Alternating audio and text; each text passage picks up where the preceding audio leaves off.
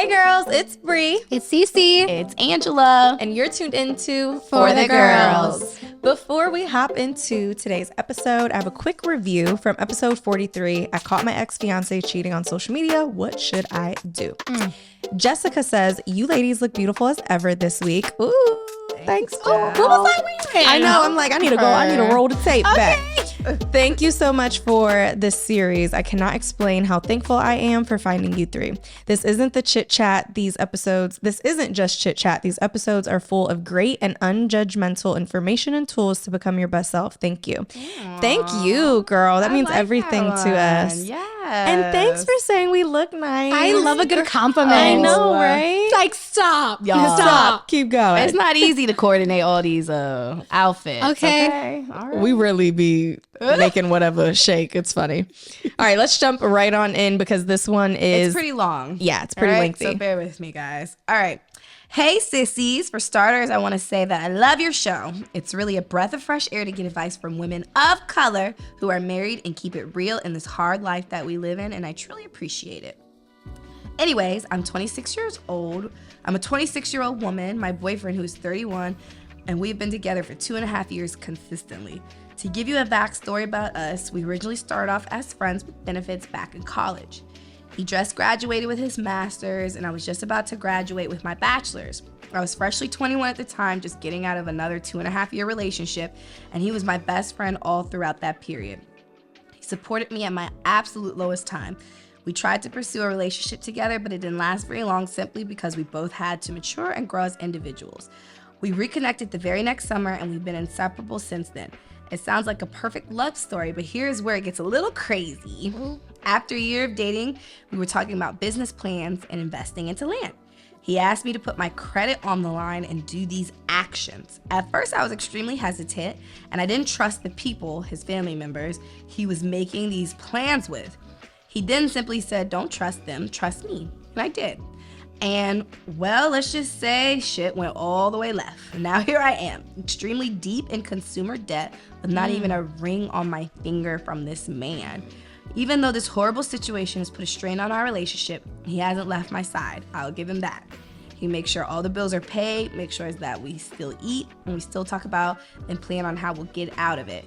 He has also stopped talking to these members of his family that put us in the struggle. He has his own history with these family members prior to this situation, but I'll spare you the details because that's a lot as well. He still supports me, encourages my dreams, and shows me that he loves me very much. He's currently out of state, miles away from home, working for the oil field to get us out of our situation. I'm working as well, but he's more capable and has better experience to get more bread than I do to get us out of this. We do talk about marriage, and I ask him all the time, but he doesn't want to give me details because I'll ruin the surprise. I guess what I'm worried about is this. Should I have faith in a man that I'm not even married to get us out of the situation? Am I wasting my time? Or should I stick to my man because he has shown me consistency with the support and dedication? Cece said it herself in one episode. Finances and sex can make or break any relationship. Okay, and I'll say it again. Can this break mine? Question mark. Okay. Well, all right. I want to say something ahead, real quick. And this is about finances. Okay. So, when you are considering doing any type of investment with anybody outside of your husband, like direct family, and I mean, like, if you're married, if you and your husband are going to do an investment together, great, you guys are married. But if you're not married, and you're thinking about putting yourself into major debt or taking on some type of debt that could potentially harm your credit score or that you could be liable for, you need to have a few things in place. Okay. Number one, you need to have a contract in place. Okay. And that's with all parties involved, right? So obviously she was just going off of like the trust of like, just trust me, it'll work out, and shit didn't work out. And now she's liable because it sounds like she took on that debt burden. And now she's on the hook. everyone else probably didn't infect them much or at all. It's possible they all did the same thing she did, and they all are in messed up situations. Potentially, but I want to know. Tell us. Yeah, and if that's the case, so be it. But I have heard this happen with not only our good sis here, but in many other instances where someone is now liable for this debt burden that they have now taken on. So if you guys are potentially looking into going into some type of a group investment, there need to be very clear guidelines about how everyone is going to contribute, about how it's going to be split up, and it needs to be contractually written up. This like trust factor shit is a no-go. And thank God you guys are putting a plan together to get yourself out of it. But going forward, you need to be a little bit smart and more strategic when it comes to your finances. And that's just coming, and I say this with love. I'm just, I'm a financial background, by skill set. So I've seen this happen too many times. It's like, you have to protect yourself and your assets, and also don't put anything in your name. Put it in a business name and make sure everybody signs a contract that they can all agree to. Ooh, that was some good advice, because I'm like, how did we get here? I know, but the first thing, what I thought, and please write into us and let us know, but what it sounded like to me is that it was more of like a group investment where everyone's probably jacked up, so here's the thing, right? It's obvious she had used credit, so they took a loan out to do whatever they were doing. If they were family members who are wealthy enough not to take out a loan, they still took out, it sounds like, the same risk. So it might be that everyone got jacked up, or because she said that he stopped talking to the family members, it could be that they put her in a situation where she took all the risk, and then they were just gonna reap the reward for maybe bringing an opportunity to them. That's how it sounds to me. Yeah, it sounds like. So please let us know. We won't share it with people, obviously, but we would like to know for sure. But I do want to give her man some props real quick, because based on the information that we have, if he was with her for her money, or if he did this intentionally, he would not be by her side. He would not be over in wherever on the oil rig. Yeah, he said he's sacrificing on the oil rig. I was like, whoa. But to Cece's point, the marriage thing. So the first thing that triggered me was it reminded me of a situation with Dre and I, where Dre has put his credit on the line for things involving me, such as like my car and stuff like that. And we weren't married yet, I don't think. I think he did a lot of things credit wise, even in just us dating and being engaged. But again, it's like that trust thing, that's hard. And honestly, he had no reason to trust me, because I had shown in the past that I wasn't good with money, and that these things were things that were not my strengths. They were very big weaknesses. But we were very adamant about building with each other. And the same way I needed his credit, he also needed my skill set and the different things that I was bringing to the table. And so I want to credit her man just a little bit, because I know that he probably feels like crap that this is the scenario. I don't think that he intentionally got you into this to put you guys in a bad situation. Unfortunately, this is where we are. And so I just wanted to give him credit for still being a part of it and still letting you know, hey, we have a plan. And he's adamantly actually working on the plan. To hear that he's over there doing this and sacrificing, that is major. So let's just give him his props before we start to break this whole thing down. You doing it, brother. Thank you for making the best out of a terrible situation. All right, where do y'all want to start? Y'all want to start with the marriage part or the financial part? It's so many layers to this, because they're not married, and she's concerned about that, because she's asked him several times, and he said, "You're gonna ruin the surprise." I mean, it sounds like he's trying. working towards That's what I'm saying. And also, they haven't been together long. 2.5 years. That's a good amount of time. Yeah. And then 2, she is trying to understand if the financial situation that happened, because it's happened and it's done, warrants them to stay together. Yeah, I want to.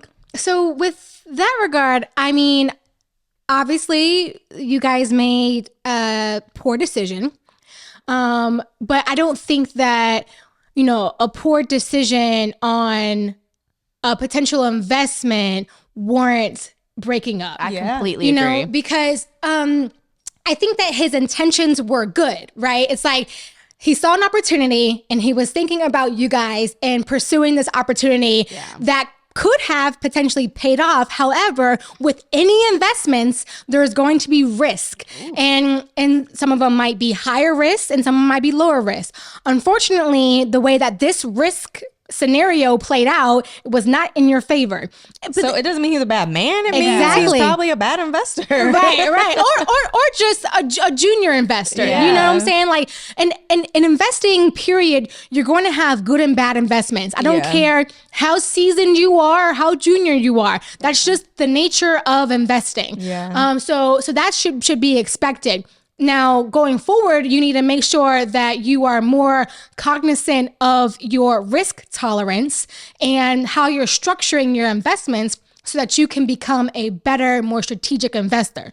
Now, just because you guys made a poor decision doesn't warrant this man to be like put on the chopping block of like, do you think we should even stay together? Like, sis, does he treat you good? Does he love you? Is he actively trying to get you guys out of this situation that he got you in? It sounds like he is, right? So like, yeah, he made a poor decision, but we all make bad decisions. You know, that's life. You're going like, we're all going to make poor decisions at some aspect of life, and we're going to continue to make bad decisions at some point in life. It's all about how you learn from your mistakes and how you move on from them is really what you should be looking at. That's right? what I was going to say. And so it seems like he's trying to figure out, and he's putting himself in situations that are going to better himself and better you guys financially, and he's making those sacrifices now. That to me is a green flag. You know, we don't have I know we don't have our flags today. You know, We're waving them though. Like that is a complete green flag. He's holding himself accountable. Absolutely. And I'm sure he feels terribly because he asked you to trust him and it failed. And so I'm quite sure that it's on the forefront of his mind that I have to step up and show my woman that she can trust me to take the lead in going forward, even though this one scenario failed. And let me say this, because with the scenario that I mentioned about Dre putting his credit on the line and doing certain things so that we could get certain things, in this situation with her being the woman putting her name on the line, that to me is a big red flag. And what I mean, again, I know he didn't mean any harm, but the reason why Dre was comfortable doing that was because as a man, if we were to break up, it was in his name. And he's like, that's my car. If we were to break up, that's my this, that's my that. Like, he was in a space where he didn't need me for the decisions he made to make sense. In this scenario where you guys are not married, let's say you guys did break up and now you're the person stuck with all of this debt. He's no longer with you. If he was the one who took the risk, which I'm assuming he didn't because he didn't have the proper credit score, then it would have been a totally different situation and you wouldn't be questioning this at all. I think the reason why you're questioning is because it was you who put yourself on the line, but you are the one that made that decision. And as we mentioned in our previous episode, submitting is for a husband. It's not for a boyfriend. It's not for a fiance. And if you would have put your foot down and said, no, I'm not comfortable with this because the risk is too big for me. If you felt that the risk of losing it all or whatever did happen, if you thought worst case scenario, if this happened, I would be questioning our relationship, the answer should have been no from the get-go. So I think it's just as much your fault as it is his fault. And I mean that in a way for you to give him grace, like understand that, you know, he didn't put a gun to your head and attempt to pull the trigger. He was like, hey, he gave you an option. He said, trust me, here's why. And you chose. So I think you need to take ownership of the fact that this was a decision that you guys made together and understand that because he is actively working on fixing it, he deserves your grace. Now that brings me to the next point is, if you're questioning your whole relationship over this, my thought is there's something deeper there. That's what I was going to say. I had some questions. So clearly, I mean, we're assuming his credit was messed up to ask her to do this. That's my assumption. If that wasn't the case, then so okay, so this could go several ways. And she wrote in a lot of details, but now I'm asking for more. If he's asking her to do that and his credit was A1, I would continue to question the red relationship flag. at this point. Even with all the extra help that he's giving at this point, it's almost like he's trying to Band-Aid it up, if that was the case. Now, I'm assuming to Well, it sounded like he had just graduated from graduate school, Right. so I'm going to assume he has a bunch of student loans. So I'm Yes. going to assume So that was my that his assumption. credit's probably not the best. I agree with Bree that, it is 100% both of your faults. And I think as women, a lot of time we don't take that into account. You are half of the decision as well. Especially like when women have kids with men and like they're like so mad at the man for all the things that he's doing, and rightfully so. He's half, part of that. However, like, what you gotta take some ownership as well, sis. And so you see that a lot. And see, a kid is a lifetime. That's a lifetime thing that happens there, a decision. With finances, it can be fixed. That's what I wanted to say to you.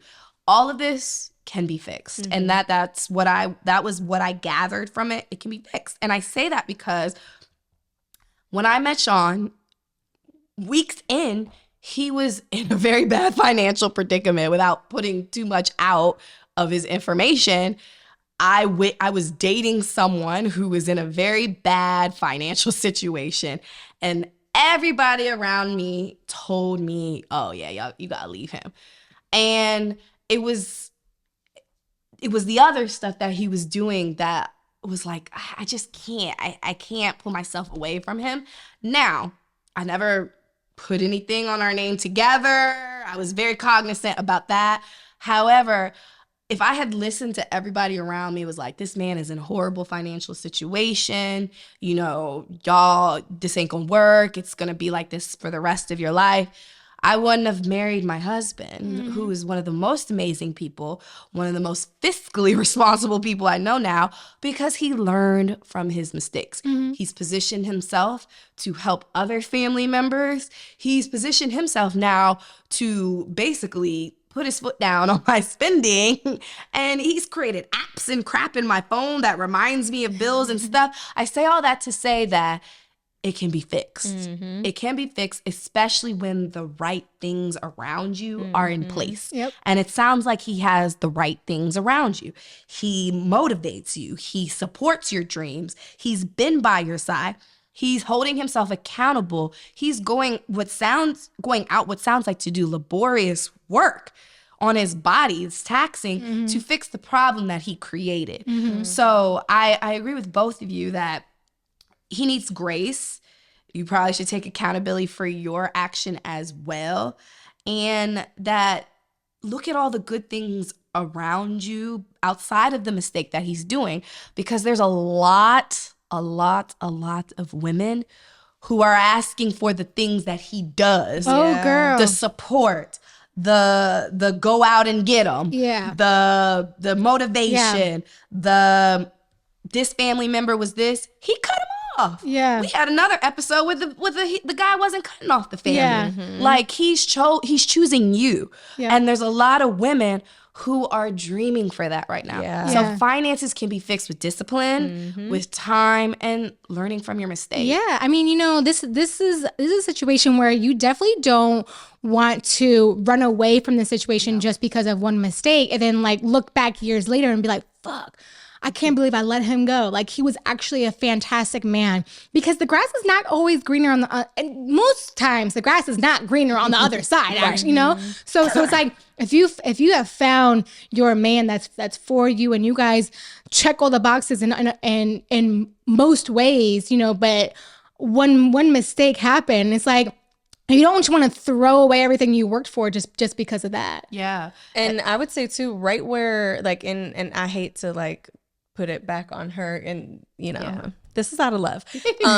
You have got to forgive him, because it sounds like you are in a space of like feeling very what is the word when you somebody Resent. Yeah, it sounds like you're resenting him. Thanks, Dre. I knew Dre would get it. It's this. I was like, the motion. wait, I couldn't mirror that one. It sounds like you have a little resentment built up because of the situation that you're in. But again, it was a decision that you both made together. And the same way that things went left, it absolutely just as easy could have went right. And then you would be in a totally different headspace right now. Like, oh my God, he changed my life. Right. And sometimes it takes a L to get to a bigger win. And I think learning from mistakes and being gracious with people and their growth, he's obviously taking accountability. You need to forgive him. You need to also forgive yourself. And then you guys need to come up with a plan to make sure that you are more protective of your finances. You are more responsible with the risks that you're taking to not be in a situation like this. But it goes back to the point of, if this is what happened and it's making you question the relationship, I guess what we would like to know is, is there anything else that's making you question it? Because if it's just this, that's a little odd, because people take L's all the time. Finances is something that's very difficult. I'm wondering if people are like in her head the way people were with you head. and Sean. You know what? That was me too. When Dre was dating me at first, like I was a crap show. I had a lot of stuff going on, not only financial stuff. I had like actual arresting things. I was going to court still. I was on probation. I had issues, y'all. So people are probably telling Dre like, and I'm like, minus all that, I'm great, I promise. But you know, it's all about, again, giving that grace. And like, y'all have the history that backs up you knowing what type of person he is. Like from the very start, when you guys were just friends in college, and when you did the on and off thing, and when you guys took time apart and came back together, to me, it sounds like you guys are in a really great space, but that you're holding on to this little bit of resentment, or maybe that because everything is so good, this is the thing that's making you question it. And sometimes self-sabotage is the worst thing that we can do when things are all making sense and we're just waiting for that other shoe to drop. This thing happens and now you're like, see, should I leave? Because I don't know am I wasting my time? And you guys have only been together 2.5 years, and he told you when you asked about a proposal that you're gonna ruin the surprise. To me, it sounds like he's working on the proposal, because the right answer for a man who wasn't planning to propose would be like, I think we'll talk about that when the time comes, or like, I'm just not ready yet, or we're just not there yet. For him to say, I don't want you to ruin the surprise, it sounds like he's working on it. This is actually a really good test for you guys' relationship. Yeah. I mean, you're only 26 years old, girl. Your credit will bounce back. Don't even worry about that. You know, I done did a lot of things with my credit. Okay, child. Listen, like I had to go. So it's funny, when Jane and I first started dating, I had a substantial amount of credit card debt. Like all like from shopping? Girl, from shopping. Listen, I was just talking about in our previous episode about how I have a shopping problem. Yeah. I still have a shopping problem, but I'm much more responsible. Refined shopping problem. It's my vice. And so, but before it was out of control. Like I would just rack up credit card debt, and which is like the worst type of debt to have.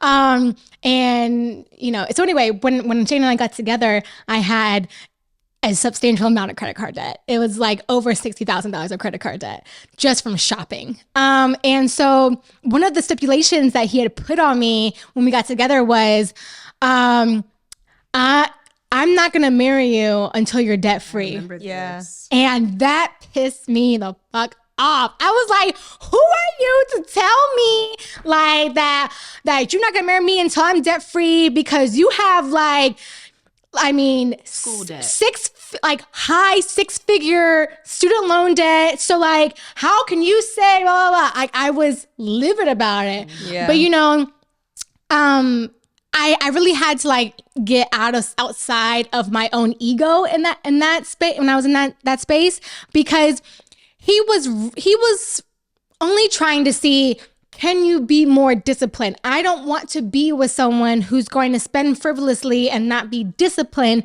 with her finances, because I have big goals for us. Yeah.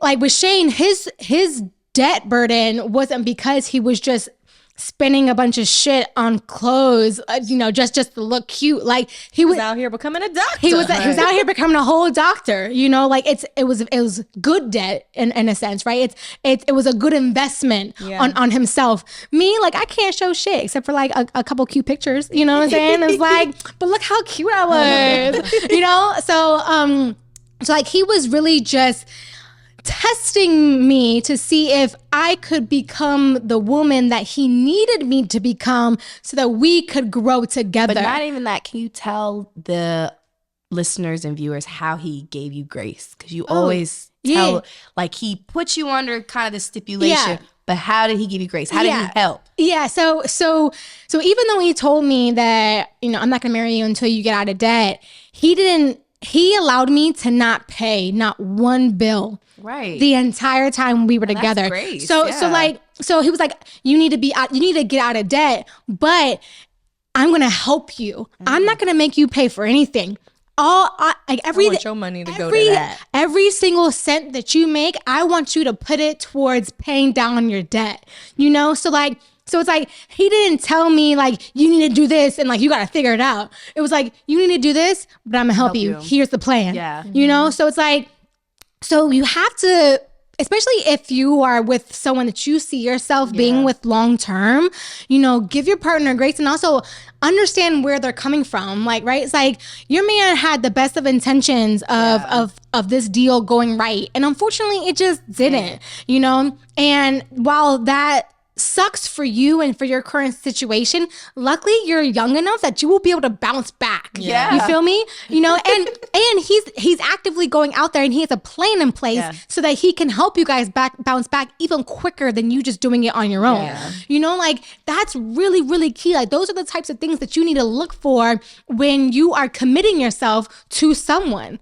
So, and I just want to say, like, with all that being said, moving forward now, a plan does need to be set in place. There should be boundaries set up. Like, if you do this, this is not okay. Mm-hmm. Like, kind of like Shane, you should help him because you were part of that decision. Mm-hmm. You allowed him to do that. So communicate, have boundaries around how this is going to look moving forward. Mm-hmm. Give him that second chance. However, I will say, like, you give him this second chance, he has to also adhere to the boundaries. Second chances without growth is patterns. Oh yeah, don't fuck it up again, brother. Yeah, second chances without growth are patterns. That's what it is. And if you see something kind of bubbling up that's similar to this, but in a different kind of area, you know that he's not respecting the boundaries that you put in place. Yeah. So, and I would say if you guys are looking for resources for our sis who wrote in, but also any other listeners, Dave Ramsey has a course. I can't think of the name. Dre, what's the name of the course? Financial Peace. You can get it as a course. It comes like with a book. Just go to just look up Dave Ramsey, and his course or the program is great for getting out of debt. He teaches how to basically create the life you want and have the things you want, like buying the home and doing X, Y, and Z, but how to do it in like a very debt-free way. Or if you're already in debt, kind of how to do this like snowball effect to get rid of it quicker. And it's really meant for couples and for couples of God. He's very big on like all of his principles is pretty much straight from the Bible. So like we loved learning about that. It was very helpful, especially as Dre and I, you know, when we were first dating. And like I said, my finances was all jacked up. And essentially he was putting all of his money on the line for pretty much anything that we were doing, his money and his credit.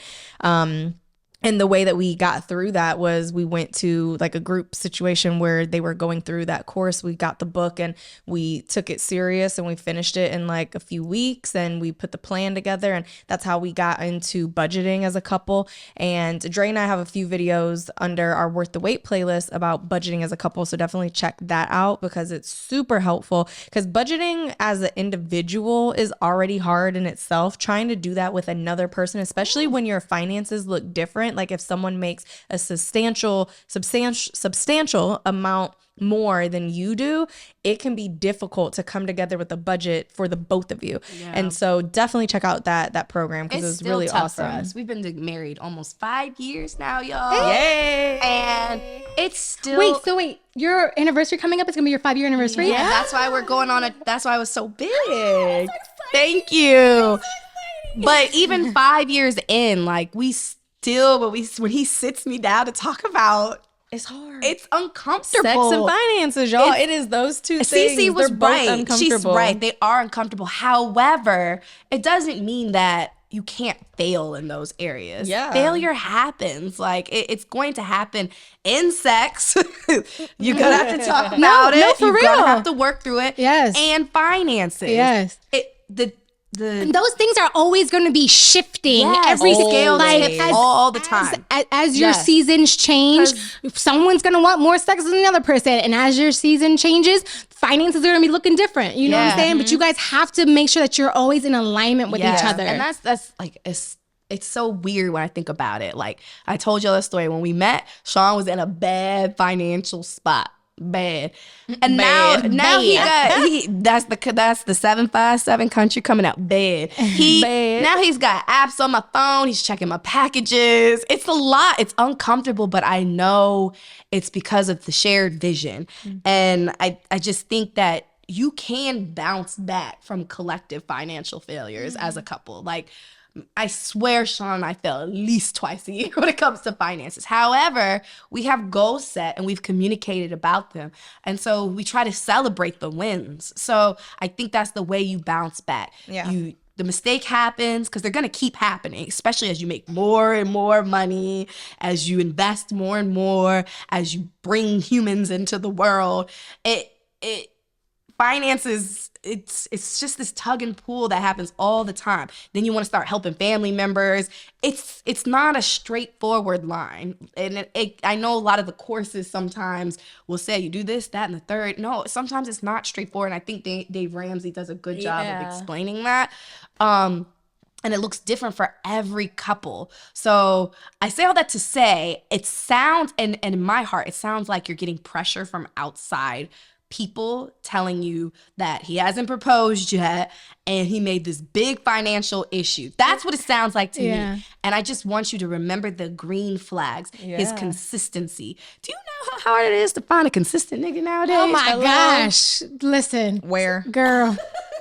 Like, it is difficult. It's difficult. It is difficult. Trust me, you don't want to be back in that dating pool, girl. Do you know how hard it is to find a nigga that will be accountable? Right. Yeah. He's accountable. He is going out to that Also, oil field. a hard-working man that will go out and do like going on an oil rig. Like that's intense work. You know what I'm saying? Like everyone wants to be just like no shade, but like an influencer nowadays, right? Yeah. So it's like actually finding someone who actually wants to do something outside of that. Like yes, and it's just I think you should look at that and remember that and kind of go from there. And I want to jump back to the engagement situation real quick because it's funny to me that in this moment where your guys' finances are all jacked up and he's working his butt off just to get y'all back to like square one, that you are wondering about a ring. You know, a ring costs money. Girl. And if y'all just took an L as a unit and he knows what you want in terms of like a ring,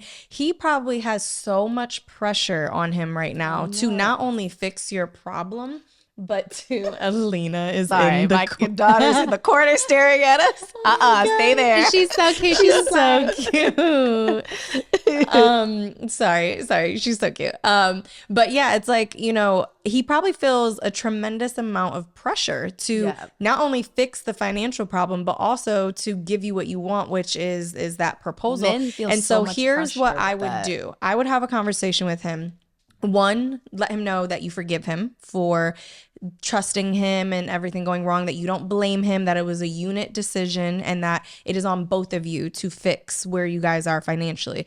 Two, because of that, you understand and are in a space where you can be patient in terms of the engagement, but you have an option of, you know, talking to him about how the finances and the engagement are tied, because he could be saying the whole, oh, why don't you ruin his surprise? Because he's probably trying to figure out a way to do both. And I think if you really want to be a good wife in the future, if you want to be a good fiance, and if you want to be a good friend ultimately to him, what you need to do is lay out all your cards and say, hey, I know that finances are tight right now, and you ultimately know what I want in terms of a ring. But for me, the security of us being in a engagement or, you know, an official relationship, taking our relationships to the next level is more important to me than a physical ring.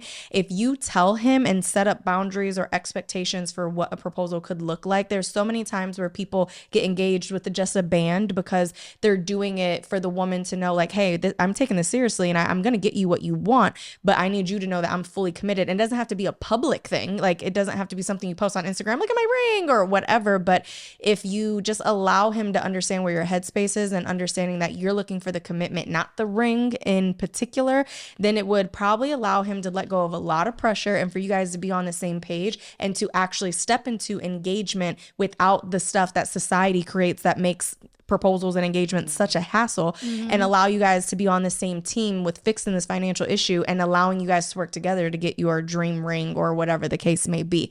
So sometimes you got to put pride aside and understand that as a man, a lot of pressure is on them when it comes to finances and providing and for giving you what you want, especially when it comes to making you a wife one day. So maybe have an honest communication or an honest conversation. And maybe you might see that is something that is majorly affecting his decision or his ability to position himself to propose. So just have that conversation. And it's so funny because he mentioned the surprise thing, and like Dre and I, nothing was ever a surprise because we were so intentional about talking about, you know what I mean? Like, you shouldn't be surprised that you're getting engaged. Now in the moment, yes, right? Like you should have a little level of, well, you had a certain situation. Surprised, but I knew. I did. You know your man. And we also went ring shopping and did all the thing. Yeah, we did the whole thing. Like, it's a level of, you know, open and honesty that you should have with your man to the point where he doesn't have to do the traditional, like, oh my God, you blew me away, I'm surprised. No one who gets proposed to is ever actually surprised. Yeah. What I mean by that is they knew it was going to happen at some point in that time frame because they've had conversations. People don't just propose and there was no conversation about what ring they want or what they think about marriage or, I mean, Dre's like, you'd be surprised. Weird people. Those relationships probably don't last, or the answer is no. So don't feel like you have to keep that conversation off the table because you want that typical surprise. Have those conversations because he's probably feeling super pressured. Yeah. And I just wanted to kind of follow up on that, especially because, you know, a lot of our commenters come over and talk about how we don't do this for men. We don't say this. We don't give men their props. But if you've listened to the whole show, Bree started off the show with, you know, props to our mans for trying to fix this. Yep. But I also want to let guys know that sometimes we don't see the pressure. And I know a lot of times my husband tries to communicate it to me. Mm-hmm. He's always trying to strive for more and to get this promotion and to get this certificate and do this and have this. And sometimes I'm like, you know, why not stay here for a year? Why not do this? And he's always like, well, you want this kind of house. Like, they feel so much pressure to make, especially if they love their woman. Oh, yeah. To give them what they want. Yep. And so, and I there's nothing really I think we can do about it because innately I think a man wants to provide and to do the things that they feel like they should do for their woman. So I say all that to say, take Bree's advice. He might be feeling a lot of pressure, also considering he made a huge financial mistake. So, and that's embarrassing for a man to go through that. Like, girl, so much pride, you know, that was just that he's dealing with. Like, that's a hard thing. It's a really hard thing. My girl probably looks to be totally different now. The fact that he didn't like try to turn it around on her too and be like, well, it was your money. You're the one who did it, or you know what I mean? Yeah. Like men out here are crazy. I feel like you have a good one, and I think you need to give him grace. I think you need to give yourself grace. Not apologize, but forgive yourself, forgive him, and just move forward stronger and just having open, honest conversations to get to the next space. Agreed. But I have this is probably the only write-in that I feel like we have a good man right here. Girl, yes. We were talking earlier about some other guys using excuses for cheating on Oh, people. yeah. And Yeah. it's just, it's It's a not, hot mess out here, sis. it's a hot It is. mess. So It take advantage of what you have and you guys work on it. Yeah. But I think, do you guys have anything else you want to say? No. Awesome. Forgive him. Yeah, let us know how things go. And again, we really want to know if his family also took the L's or if it was just you, because I'm really curious about what actually happened. You can give us the deets and we won't share it. Yeah. But thank you guys so much for tuning in. If you would like to write in about a topic or a real situation that you're going through that you need our advice on, go to relationshiprestored.com, click on For the Girls, and fill out the form. Help a girl out. Follow us on Instagram at Relationship Restored, at Cece Costin, at Angela Hanna, and at Brianna Aponte. And until next time. See ya.